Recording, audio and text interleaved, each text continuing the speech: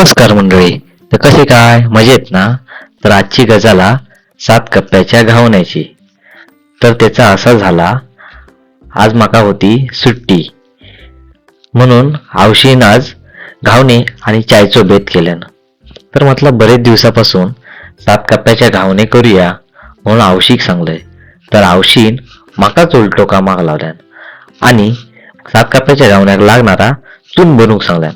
त्यासाठी पहिला खोबरा किसून घेतलंय आणि मग गुळ किसून घेतलंय. खोबरा आणि गुळ किसून झाल्यावर त्याचं चून बनवून घेतलंय.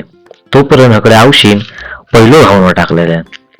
तो शिजल्यावर त्याच्यात अर्ध्या भागात आवशीन चून भरल्यान आणि तो अर्धो परतून घेतल्यान. परत उरलेल्या जागेत मग तिना परत पीठ टाकल्यान आणि तो पण शिजून घेतल्यान.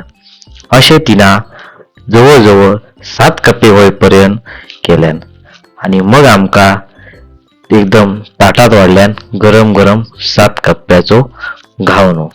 तर मग तुमका कसो वाटलो 7 कप्प्याचो घावणो नक्की कळवा. आणि मग तुम्ही पण कधी येता आमच्याकडे 7 कप्प्याचो घावणो खाऊक.